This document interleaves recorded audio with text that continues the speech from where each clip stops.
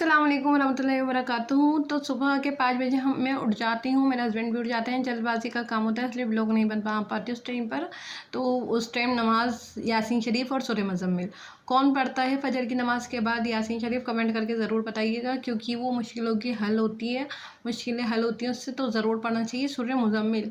तो ये आप जो जो मंज़िल पे पाना चाहते हैं ना, वो मंज़िल आपको ज़रूर मिलती है। पढ़ते रहिए, लेकिन पढ़ते रहिए और सब्र से काम लीजिए। ठीक है ना। कौन कौन पढ़ता है तो बताइएगा ज़रूर कमेंट में। उसके बाद मैं थोड़ी देर सो गई थी, हस्बैंड को भेजकर थोड़ी देर अपना छोटे मोटे काम कर लिए थे। उसके बाद मैंने अपने हस्बैंड को भेज दिया था, उसके बाद मैं सो गई। सोने के बाद मैं उठी और मैंने अपनी बेटी का ये अफ़गानी सूट तैयार करा, कटिंग करी इसकी उठकर, इसका सूट तैयार करा। एक सूट और मुझे जो मदरसे की बच्ची मदरसे जाएगी उसके लिए तैयार करने हैं मुझे, बच्ची के लिए कपड़े। तो वो मैं बाद में करूँगी, क्योंकि मंडे को उनको भेजना है। उनकी कॉल भी आ रही थी, तो मैं उनको बाद में भेजूँगी। और फिर मैं आटा गूँथने आ गई थी। ये देखिए, हम आटे में हल्दी, अजवाइन, ज़ीरा, मैं ये सब मिला के बनाती हूँ, देख सकते हैं आप। अजवाइन भी है, ज़ीरा भी है, और अजवाइन से बहुत अच्छा टेस्ट आता है, ज़ीरे से भी अच्छा टेस्ट आता है। और हल्दी जो डलती है वो येलो कलर करने के लिए डलती है, क्योंकि मेरे हस्बैंड को येलो कलर के पराठे पसंद हैं। ऐसे वाइट से क्रीम क्रीम से हो जाते हैं ना, बेसन और आटे के पराठे अगर हम बनाते हैं तो क्रीम सा हो जाते हैं, तो उनको येलो पसंद है ना, इसलिए हल्दी काफ़ी सारी डलती है हमारे यहाँ। और ये एक ट्रिक है कि प्याज और हरी मिर्चों का पेस्ट मेरा थोड़ा कम रह गया था, लेकिन 2 प्याज की डली और 3 हरी मिर्चें, 2-3 हरी मिर्चें ले ली, तो वो आराम से बड़ी बड़ी ले लेते हैं हम, तो डल जाती हैं। और बहुत अच्छा, मतलब पराठों का टेस्ट जो होता है ना, वो बहुत अच्छा आता है। सिंपल जो हम आटा गूँथते हैं ना बेसन का, उससे ज़्यादा अच्छा टेस्ट इसका आता है। तो ये मैंने आटा लगा दिया था। आटा लगाने के बाद अब मुझे बर्तन वगैरह धोने थे, तो मैंने वो नाश्ते वगैरह के बर्तन वगैरह धो के अपने आ गई थी नमाज़ पढ़ने के लिए। तो बिल्कुल फिनिशिंग के साथ मैंने इसको आटे को रख दिया था ठहराने के लिए, इतना आटा ठहरेगा। और उसके बाद मैंने नमाज़ पढ़ी। आप सबके लिए, सभी पूरे मुसलमान बहन भाइयों के लिए दुआएं करी। और दुआ करने के बाद सूरह कहफ पढ़ी। सूरह कहफ जो होती है ना, वो बहुत उसकी फ़जीलत है जुम्मे को दिन पढ़ने की। तो ज़रूर पढ़ें, जो नहीं पढ़ते वो ज़रूर पढ़ें, और जो पढ़ते हैं वो कमेंट करके बताइएगा कि आप पढ़ते हैं या नहीं पढ़ते हैं। तो देख सकते हैं कि ये ज़रूर पढ़ें। सूरह कहफ की फ़जीलतें बहुत अच्छी अच्छी फ़जीलतें मैंने बताई भी हैं पहले की वीडियो में। तो अगर आप चाहेंगे तो फिर मैं दोबारा बता दूँगी, चाहेंगी तो आप। ठीक है ना। तो ये नमाज़ पढ़ी, उसके बाद सूरह कहफ पढ़ी, सबके लिए दुआएं मांगी। अच्छा, बच्चे भी मेरे साथ नमाज़ पढ़ते हैं, लेकिन आज मेरे बच्चों ने मेरे साथ नमाज़ नहीं पढ़ी थी, क्योंकि उन्होंने पहले ही पढ़ ली थी जब मैं काम कर रही थी। तो पहले तैयार हो गई थी ना, उन्होंने पहले ही पढ़ ली। तो छोटी की बेटी का मेरा सूट नहीं सिल पाया, मेरे बेटी का सूट नहीं सिल पाया था, क्योंकि मैं जिसको सिखाने के लिए बुला रही हूँ वो सीती, तो वो आई नहीं, वो दोपहर को आएगी, इस वजह से ही वो रह गया था। तो कोई नहीं, मेरी छोटी बेटी मान जाती है, इतनी ज़िद वगैरह नहीं करती कि मुझे भी पहनाओ, मुझे भी पहनना, मुझे भी चाहिए अभी के अभी। उसके पास थे भी ज़्यादा कपड़े, और मैं अपना हाथ के ही सिले हुए अपने बच्चों को कपड़े पहनाती हूँ। सब बच्चों, दोनों बच्चियों को मैं अपने हाथ के सिले हुए पहनाती हूँ, या तो घूमने जाने के हों या घर में पहनने के हों, या फिर है ना सिपारा पढ़ने, क्योंकि इनके अलाउड नहीं है। इनके सिपारे और ट्यूशन में, सिपारे में भी अलाउड नहीं है कि सिपारा पढ़ने जाएँ तो सूट पहनकर पूरा ढका हुआ जाना है, और ट्यूशन में भी अलाउड नहीं है। तो मेरी बच्चियों को शुरू से ही आदत पड़ गई कि घर के सिले हुए कपड़े चाहिए हमें तो। और ट्यूशन में भी हिजाब इनका है कि हिजाब पहनकर आना है, कंपलसरी है हिजाब पहनना। तो मैं भी हिजाब पहनती हूँ, तो वो भी हिजाब पहनती हैं, तो इसलिए बच्चों को ट्यूशन भी ऐसी मिल गई है कि वहाँ पर हिजाब कंपलसरी है। बच्चे वहाँ पर जीन्स टॉप भी पहनकर आते हैं, मेरी बेटी भी पहन सकती है, लेकिन मैं पहनाती नहीं हूँ, या मैं पहनाऊँ तो पहनती नहीं हूँ, क्योंकि है तो ढके हुए कपड़े ना, ऊपर से नीचे तक हमें ढके हुए रहना है, तो है तो ढके हुए कपड़े ना, तो तब भी वो पहनती नहीं है। वो कहती हैं बस तुम ही सियो, वही हम पहनेंगे, चाहे कोट सेट सियो या सिल दो, कुछ भी सिल दो, बस हम वही जो तुम सियोगी ना मम्मा, वही पहनेंगे हम तो आने जाने के शादियों तक के मैं कपड़े सी लेती हूँ, उनके गाउन वगैरह मैं ही सीती हूँ, शादियों के भी। अभी हमारे यहाँ इस साल काफ़ी शादियाँ आ रही हैं, तो उनके गाउन वगैरह, अचरक वगैरह मैं तैयार करूँगी पहले से ही, क्योंकि उस टाइम कस्टमर के कपड़े भी बहुत सारे आए होंगे।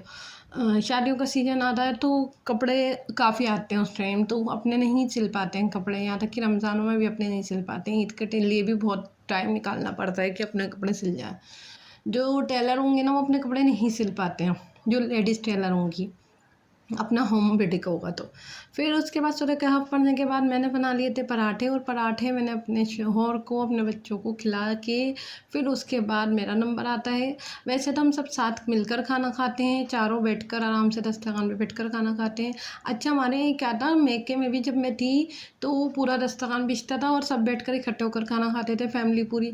और फिर ससुराल में गई तो वहाँ भी पूरी फैमिली इकट्ठे खाना खाती थी। मेरी सास, देवर थे, जेठ थे, हम सब थे। तो हम सब बैठकर एक ही दस्तरखान पे खाना खाते थे। उसके बाद अब मैं यहाँ हूँ तो यहाँ भी मेरे बच्चों को मैं अपने साथ बैठकर एक ही दस्तरखान पे खाना खिलाती हूँ। तो मुझे इसलिए आदत है, मैं अकेले खा नहीं सकती। मैं पराठा खाने तो बैठ के, लेकिन ये होता है कि एक खा लिया, आधा खा लिया, इतना मतलब दिल से नहीं खाया जाता जितना हम फैमिली के साथ बैठकर खाना खाते हैं आराम से। वो ज़्यादा अच्छे से मुझसे खा लिया जाता है, अकेले बैठकर मुझसे ज़्यादा खाया नहीं जाता खाना। फिर भी ये पराठे वगैरह तो हमें अकेले ही खाने पड़ते हैं, क्योंकि पराठे पहले से गरम गरम बना के दे दिए जाते हैं और वो खाते रहते हैं और उठते रहते हैं, और फिर मेरा नंबर आ जाता है लास्ट में कि मैं खाती हूँ। लेकिन बीच में मैं खाती ज़रूर हूँ। जब मैं पराठा लेने के लिए जाती हूँ ना, तो उसमें मैं बीच में 2 निवाले ज़रूर लेती हूँ, के साथ में तो 1-2 निवाले ज़रूर खाती हूँ मैं अपने बच्चों के, अपने शौहर के। तो मुझे वही आदत है, बचपन से यही आदत है, तो बचपन की आदत अभी तक गई नहीं है अकेले ना खाने की। तो यही है कि अकेले मुझसे नहीं खाया जाता, चाहे पराठे हों कुछ भी हो। फिर उसके बाद भाई पराठे खाए हैं, चिकने चिकने हो गया गला। और वैसे भी मुझे तो आदत है कि मुझे खाने के बाद मुझे चाय पीनी ही पीनी है, क्योंकि अगर मैं चाय नहीं पीती ना, मेरी ऐसी रहती हैं आंखें भारी और आंखें बंद। ये देखिए, फिर मदरसे के जो ये कपड़े आए हुए थे, बच्ची के सीने थे, ये मैंने कटिंग करी। और उसकी 2 कमीज़ों का और कपड़ा आया हुआ था, रेड और ब्लू, तो वो भी मैं कटिंग करूँगी। कि ये होता है ना, एक साथ सब जब हम काम कर रहे होते हैं ना एक का, तो उसमें ये होता है कि सब भी लगा लो, सारे कपड़े कर लो इसके। तो वही है कि उन्होंने कहा था पहले ये वाले कपड़े दे दो, लेकिन मैं उसके साथ 2 कमीज़ें जो उन्होंने दे रखी हैं सिलने के लिए वो भी दे दूँगी। मैं बच्चों के कपड़ों को कभी मना नहीं करती, भाई बच्चों का भी तो दिल होता है ना पहनने का। तो टेलर नहीं लेती, लेडीज़ टेलर नहीं लेते, जेंट्स टेलर नहीं लेते, बच्चों के कपड़े तो कौन सिएगा। तो इसलिए मैं बच्चों के कपड़ों को कभी सिलने के लिए मना नहीं करती हूँ। हाँ, हालाँकि मैं कर सकती हूँ मना, लेकिन नहीं, मेरा दिल नहीं होता। मैं कहती हूँ, एक टाइम पर बड़ों के कपड़ों का अर्जेंट सूट मना कर दिया मैंने इसके चक्कर में। अर्जेंट सूट थे और अलमारी में मेरा अभी भी भरी पड़ी हुई है, तो अर्जेंट सूट मैंने मना कर दिया बच्ची के कपड़ों के चक्कर में। तो इसीलिए मैं बच्चों के कपड़ों को बिल्कुल मना नहीं करती हूँ, क्योंकि मुझे वो नागवार बात लगती है कि हम बच्चों के कपड़े मना करके बड़ों के सी लें, क्योंकि उसमें ज़्यादा फ़ायदा है। नहीं, मेरी ये सोच नहीं है। मेरी ये सोच है कि हम बड़ों के सी रहे हैं ना, बड़ों के एक टाइम पर मना कर दो, लेकिन बच्चों के सियो, चाहे टाइम लगता हो बच्चों के कपड़ों में। उसके बाद कपड़े कटिंग हो गए थे सारे मेरे। गिट्टियाँ भी मैंने सब लगा के रख दी थी, क्योंकि गिट्टियाँ, मुझे सबसे पहले गिट्टियाँ ही देखनी होती हैं। अगर गिट्टी नहीं होगी तो हम कैसे सिएंगे। सबसे पहले अगर कोई सिलाई करता है ना, तो सबसे पहले ये ज़रूर देख लें कि आपके पास वो गिट्टी है या नहीं है, क्योंकि अगर गिट्टी नहीं होगी तो वो सूट रह जाएगा। अगर हमें कल, मान लीजिए आज या कल में सूट सिलना है, देना भी है आज ही में, तो हम कैसे सिएंगे अगर हमारे पास गिट्टी नहीं होगी। तो सबसे पहले काम यही होना चाहिए कि हमारा कपड़ा आती है, हमारी गिट्टी चेक हो जाए और उसमें गिट्टी आप डाल दें कपड़ों के साथ ही।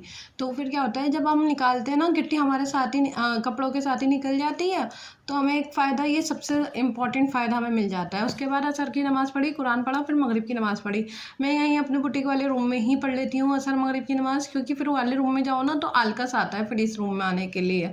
फिर अपने हस्बैंड के लिए और मेरी जो आई हुई हैं सीखने के लिए, उन सब के लिए, उनके लिए और अपने लिए, तीनों के लिए चाय बनाई। और चाय मेरी हो जाती है दिन में 4 बार आ जाती है, और मेहमान आ जाएँ तो और ज़्यादा हो जाती है।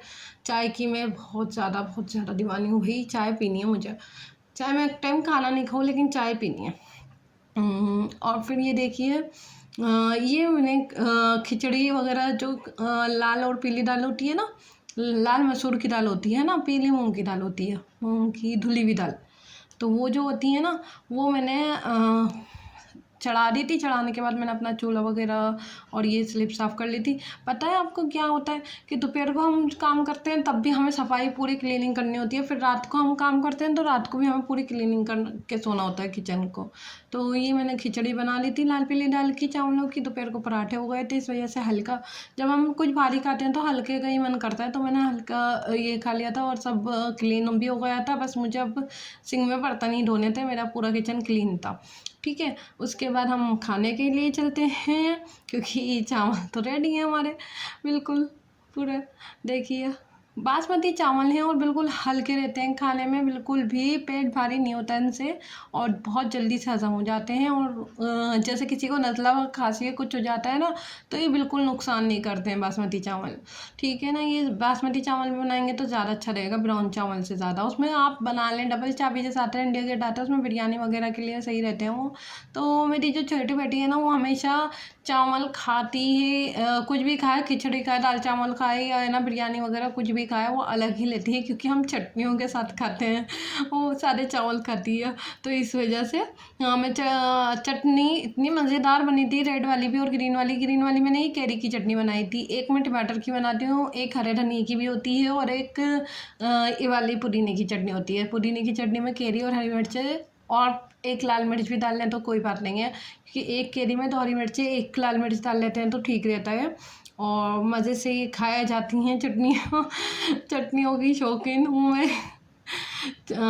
पराठे के साथ इतनी चटनी नहीं खाती मैं जितना बिरयानी और चावलों के साथ। कोई भी चावल हो जाए, आलू की तायरी मुझे बहुत पसंद है, तो आलू की तायरी के साथ मुझे चटनी चाहिए।